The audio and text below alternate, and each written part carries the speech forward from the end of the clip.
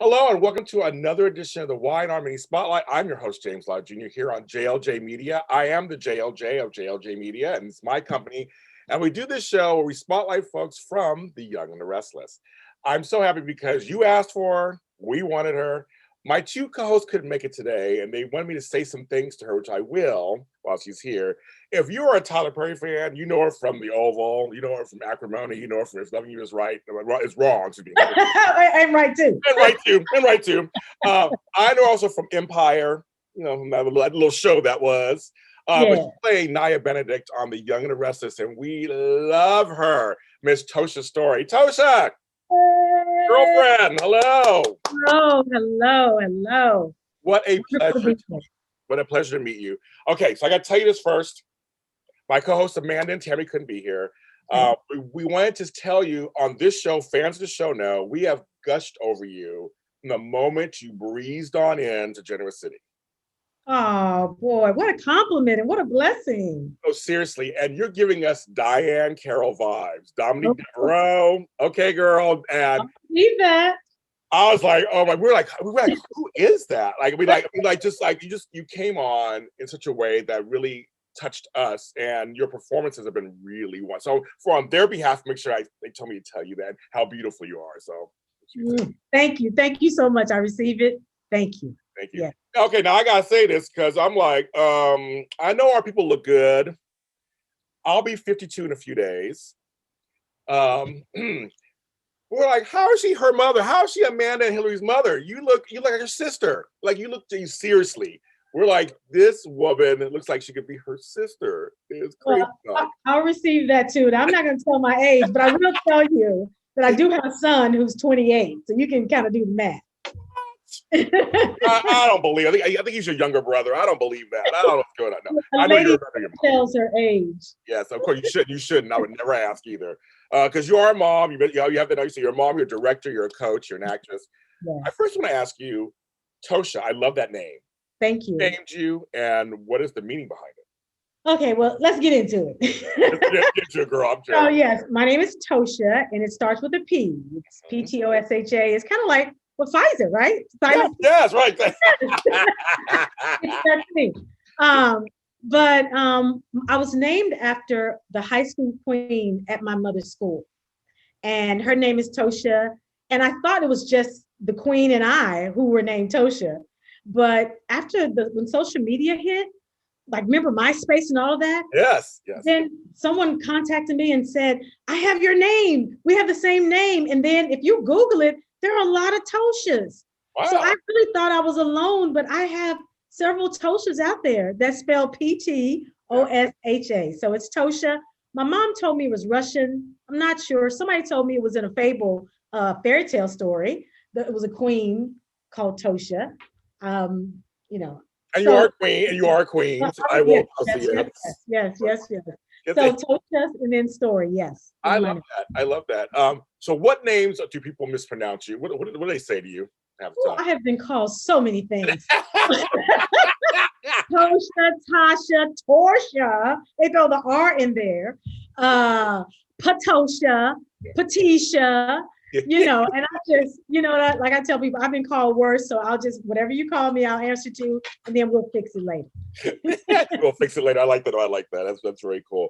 Okay, so you're doing this soap opera, which the pacing is very different than a primetime show, even though we know Tyler Perry works fast too. I know on his shows works fast also. So I'm going to ask you, is there some similarities between a Tyler Perry production and a soap opera? Yes, there are similarities. The one take is a similarity. I mean, they're different in the way that Tyler will do a whole season in 2 weeks. And so it's possible to do, 15 to 20 scenes, in a day. Yeah. Here, it's, you get rehearsal and then you do one take, but it's pretty similar because even in the takes, because it's usually two people talking.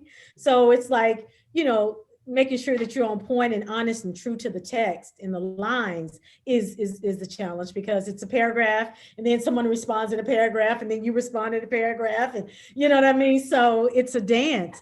And so I would say that they're similar in that they're both one takes. The pacing is a little faster on the oval, but it could be fast here only because it's a lot more words. So it's like 6 in one hand, half in the other. Half in the other, I know. And Yeah. so how do you handle the structure as an actor? How do you handle it? Well, I just handle it. No. Okay, wait, where's my bell? Where's my bell? No, you got to get in where you can fit in and meet the moment. Exactly, right. But ultimately, I hope that all of the training that I've had in my life and then the life experiences that I've had just combined, helps me to kind of create what I call the magic in the scenes, and hopefully relate to the journey of the characters. And so in The Young and the Restless, while I've never given up, a child for adoption, Right. I do have one. And so I understand what that means to, to relate to your child. In fact, the storyline is very fitting to, a family member in my life. So just being able to relate and breathe in life to this woman is a part of the key to it, trying to understand who she is, understand what the journey is, and understand what she's fighting for. And then that helps with the lines, because you know that you're saying this because you're trying to accomplish and win something. In this case, she's mostly trying to win the love of this daughter that she gave up for adoption many, many years ago. Got it. That's really interesting you say it, because I was going to ask you, it's a follow-up question, but you kind of answered it a little bit. Maybe you can elaborate a little more. Sure. Because on soaps and also on some Tyler Perry shows, you don't get the whole thing at once. You're getting it in pieces, right? So the story is happening in pieces. So are you just kind of, do you make up your own backstory kind of, or just kind of wait till the pages come and you kind of navigate that? Well, it's a little bit of both, because as an actor, you have to kind of create, a safe haven for this person to live in. So you have to know enough to make her live and breathe and thrive in these scenes.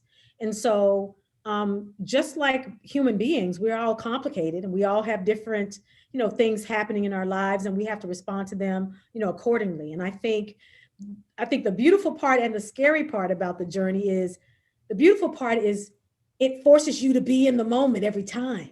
Yeah. Because you really don't know where this journey will end up, right? But it's just like life. Yeah.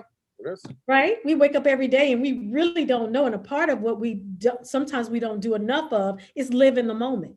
So it forces you to do that.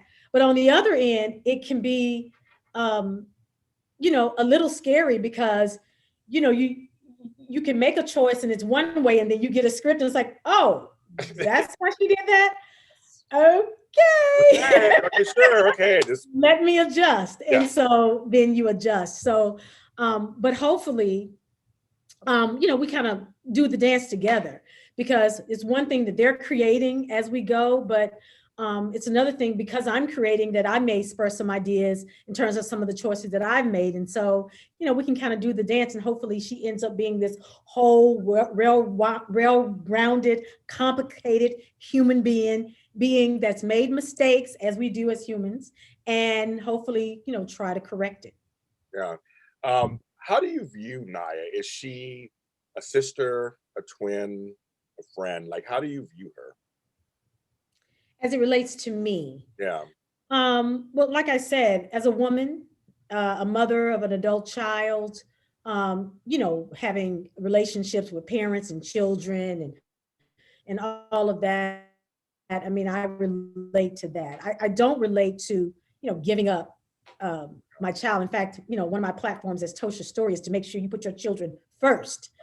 So that part I have to kind of tap into a little more as to why would this woman make that choice when she was in college? And if it is about her, there were some selfish parts of her or some immaturities, then I have to tap into that. And maybe that's what this whole facade and this cover up is, that she wants to be this highfalutin political a person. That's the cover up, that's the facade. But deep down inside, there's some insecurities, there's some weaknesses, there's some demons that she's having to deal with. And I think with Amanda having to come and go, listen, I want to meet you, I need you to deal with me, then she's having to deal with whatever those demons are.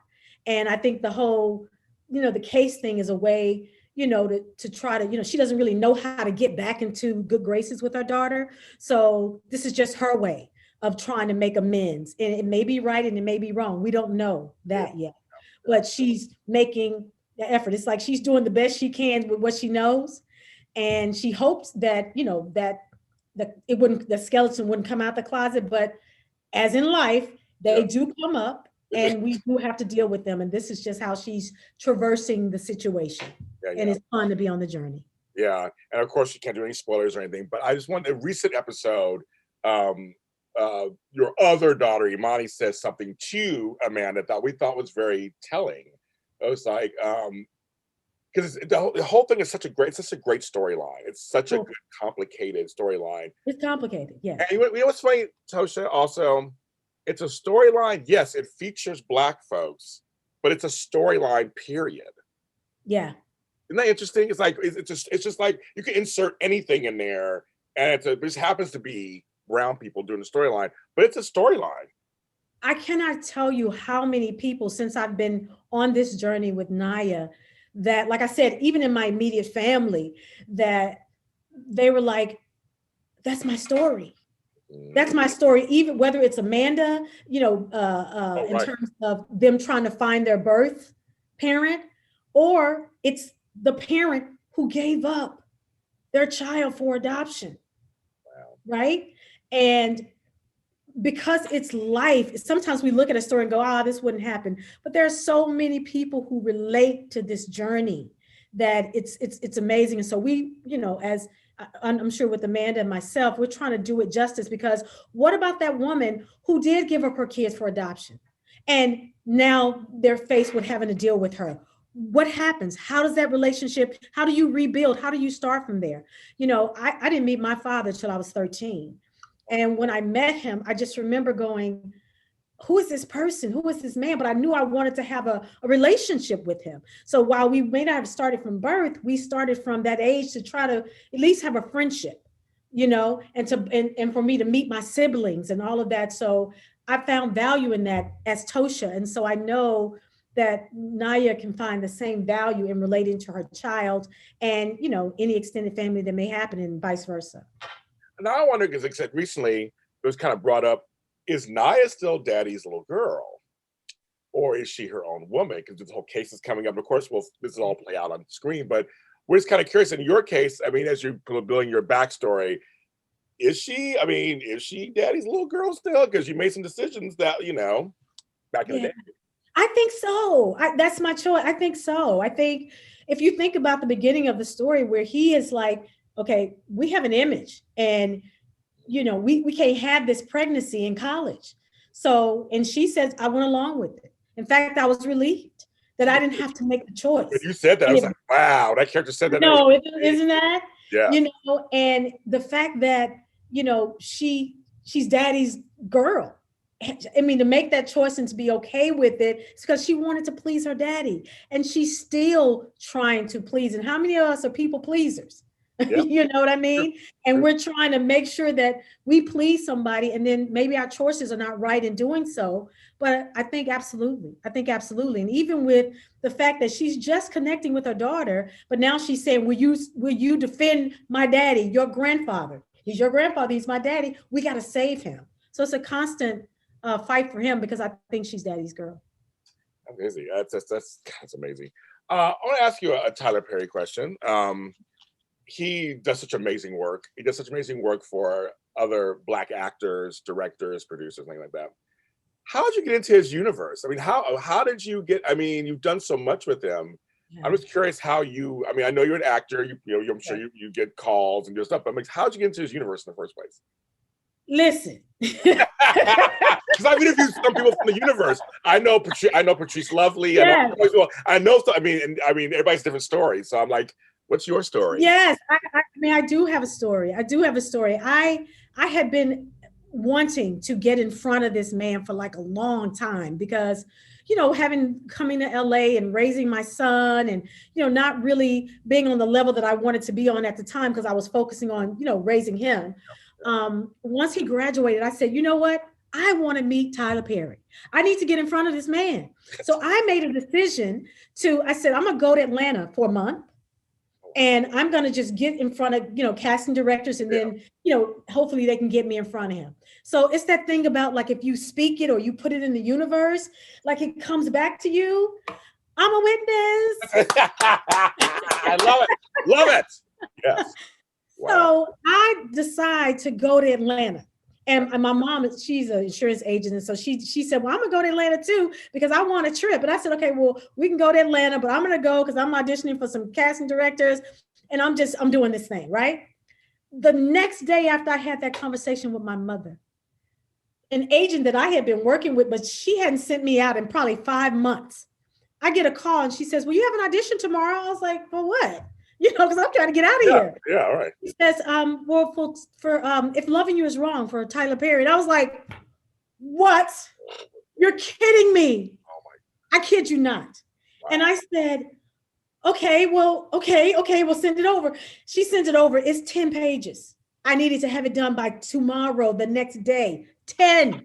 Do you hear me? I hear you, girl. I hear you. Oh my goodness. I was like, oh my God. Okay. And I'm telling you, I freaked out because it was like, this is what I've been trying to get to. Here it is coming to me before I even leave LA. Yeah.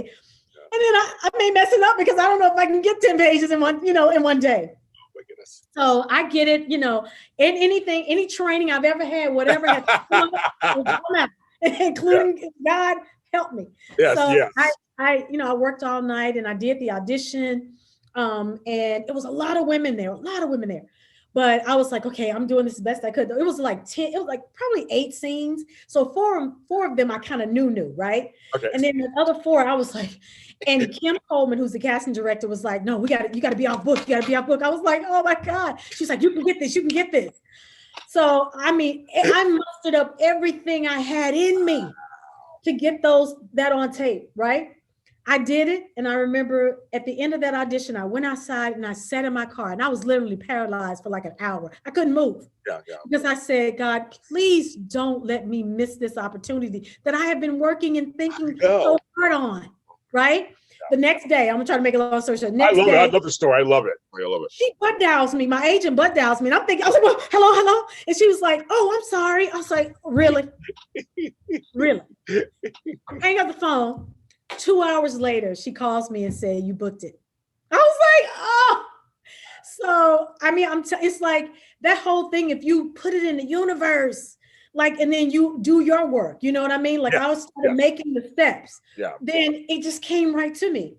I get there to shoot with him and I'm really just doing a guest star role. Okay. So it's really about, it's like the 8 scenes, but it was going to be for the week, right? Okay. So once I finished the whole thing and I go to Mr. Perry, I said, Mr. Perry, I just want to say thank you so much for, having me. He goes, where are you going? And I said, oh, I finished. He goes, no. I'm writing some more for you. I was like, oh, okay. I'm your girl. And that guest star role turns to about 8 episodes, I believe. And then after that, he just offered me the role in Acrimony. And I did that. And then now we're doing the series regular on the Oval. So he has blessed me. I'm so grateful, but just to be a part of that, that group. And, he says how he's made his own table. I'm grateful to have a seat at the table. Yes. No, yes, you are. And you're good. That to me just reminds me of if you don't see it, be it, speak the intention. Yes. It's also that whole thing where you say, luck favors the prepared. Mm-hmm. So, because there is no luck, right? There's no coincidence. Everything everything happens for a reason. It's placed for a reason. But if you're not prepared, like you said, you grab training from here, there, yonder, pray to God. I mean, but seriously, you had the work. You had the past work. You had the work. You had the intention. So the opportunity came in front of you. Yes, it did. And it's like, and I tell my students, because I teach acting, it's like, you want to definitely meet the moment. And you want to be prepared to do the work. Sometimes, people think with acting that it's the only occupation they can just wake up and go, oh, I'm going to do acting. When there's, this is a studied profession that is, you have to do the work and then the work will service you. So I would like to think that in that moment, the training, all the training that I've worked, hard to, I graduated, one of my majors was acting. I studied a lot. I love this craft and I just would like to think that that's what showed up for me, right? And then I will say this last little thing. One of the executive producers, Mark Swinton of the Oval, afterwards he said to me, and I'll never forget it. He said, we had about 30 women audition for that If Loving You Is Wrong role, Tilda. And he said, and we liked your audition, but we even went further. We went and looked you up online on some of your work, and we saw that you were forever transforming, right? In terms of different roles. And he said, and I thought, wow, what do I have out there? You know what I mean? But that's a lesson. Like, what did I see? That's a lesson to always commit to your best work and do your best work as much as possible. We don't get them all, but we give everything we have to the ones that are presented in front of us. And you never know what seeds are being planted and how that can confirm, other jobs that you've done too. So it's so true. And I tell people all the time, you don't know what pair of eyes are watching your stuff. You don't. All you need is one pair of eyes to change your life. That's all you need is one pair. That's right. And yours was changed because they went further and saw that you committed to your work. Yes. That's what it shows. And you show your commitment. Like you said, it may not always be the best stuff out there. Who cares? Yeah. But they see that your work, people can tell real work. Right. You can't BS a BS. They can tell real work. Yes. So the fact that they took that next step, and a lot of actors don't know that. I didn't know that. Yeah. They're going research and looking at some other work to make sure we do have a solid actress. It was a beautiful thing. It was a blessing. I'm glad I had something out there that was, worth looking at. Yes. Yeah. Now, Young and Restless, how'd you get to Young and Restless? Was it another audition? How that happen? Yes. I had auditioned for several different roles and it came close on the Young and the Restless. And the story about Young and the Restless, Young and the Restless has been in my household for like a long time. I know it has. I mean, it has. All my life. My mother would be like, y'all stop talking. Young and the Restless is on. What's going on? Yes. Don't mess with my stories, right? My stories, that's right. Yes. And so, it's just what a full circle moment. But I will say that the blessing from the Young and the Restless came for me during COVID and the whole self-taping. And what's interesting is I always had this thing about, I should be in the room. I got to be in the room, because I don't know if self-taping is really going to, really show what it is that you have. But, and then I changed my mind and just fully committed to the whole self-taping process because that's what we're living in terms of COVID. And so I got the opportunity to audition for the Young and the Restless. And, I did my work. Once again, I tried to do my work, the best work that I can do and, presenting it to the Young and the Restless, and I booked the job. And it's been, I think it started out as, you usually don't know how far the journey is going to go with the storyline. And the beautiful thing is that they've kept writing this storyline and I'm still a part of it. And I'm just really grateful for the journey. I am working with some phenomenal talent. I mean, Michelle is just amazing to work with. Our chemistry is beautiful. Yes. Leanne, the daughter that Naya raised, we're having a good time. My father, but the whole team of Young and the Restless has been just so sweet and beautiful to me, and they've made sure that I'm taken care of. It's just a beautiful journey, and it's beautiful that I don't have to get on a plane to go to work. You know what I mean? I'm right here in LA at home, and so it's always a joy to come to work. And I'm enjoying the ride. And as I could talk to you forever, but as we wrap things up, because your story is amazing and your energy is amazing. What do you say to the fans who've embraced? I've seen a lot of great fan reaction to you and to the storyline. You're gonna make me cry. Look, I'm being I'm not supposed to be strong. I love that. The fans are wonderful. I mean, it's the soap community is tight and they don't accept everybody. I've seen great things. I mean, me too. I mean, we love you. We love you and your character. I know. It's just been a beautiful thing to have your work received in a positive way. And especially under the, guidelines of where we work. Sometimes you go, I hope that landed right. I hope that landed. You got one take and you just hope that you are telling this woman's story. That's why we do this. And so when it's received so favorably with the fans, and when you're new, because they got beautiful people on the show, right? So me coming in as a new person and being received with open arms like that, it just makes me want to weep. It warms my heart, and it just further confirms what I already know, that I'm on the right road. You know what I mean? And I'll continue to just do my work and pray that it continues to land the way it's landing, and that people continue to receive it. And you know, if there was no audience, there would be no me working on television, period. So I understand, from whence I came. And I just appreciate, the fans being on this journey with me and supporting me, and steer, what do you call, I'm gonna say rah rah. Cheering you I hear it. They tag me all the time, and I'm like, whoa, this is so beautiful. So I'm grateful. I'm grateful. Well, we think you're doing amazing work. Thank you for your talent and your service. We love it. We're so glad you're out there. It's my pleasure to meet you, because I said, I asked one. I said, I want to talk to Ptosha. I want her on my show. Specifically. That's so beautiful.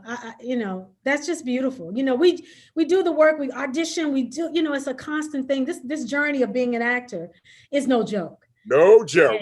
It's just no joke. And you just want to, when you get the opportunity, you want to show up and hopefully show out.